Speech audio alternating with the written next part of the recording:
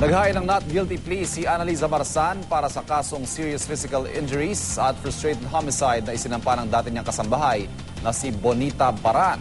At kaugnay po niyan, makakausap natin ang abogado ni Bonita Baran na si Attorney Persida Acosta, ang Chief ng Public Attorney's Office. Magandang umaga po sa inyo, Attorney Acosta. Si Ivan po ito. Ay, good morning, Ivan. Opo, linawin lamang po natin ano-ano po at ilan lahat yung kasong isinampa niyo na laban sa dating amo ni Bonita na si Mrs. Marzan. Doon sa piskalya ng Quezon City ay 7 counts of serious physical injuries kasi ilang yung talagang specific dates na natatandaan nitong si Bonita Baran. At 2 counts ng attempted murder. Pero iyon, ang nasampa ay attempted homicide.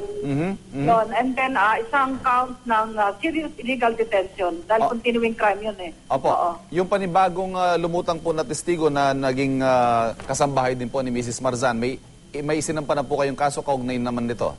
Wala pa po. Pero meron na siyang sinumpaang salaysay at yun ay sinumiti na kahapon sa City Prosecutor's Office ng Quezon City. Nag-furnish lang muna ng kopya sapagkat maaaring siya ay tumistigo na sa araw na ito doon sa petition for bail na nilalatag ng kabila ng depensa. Opo, yung depensa po umaaray nata-trial by publicity daw po sila. Ay, hindi naman kami trial by publicity. Ako pa. Sinasagot ko lang at sinasagot lang ng mga biktima yung mga sinasabi rin nila.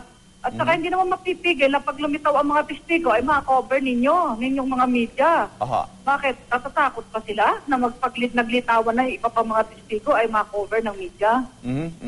Okay, so panghuli na lamang po, ano ho yung status ngayon ng kaso? Nasa piskalya na at ano ho yung schedules natin? Nasa korte na po.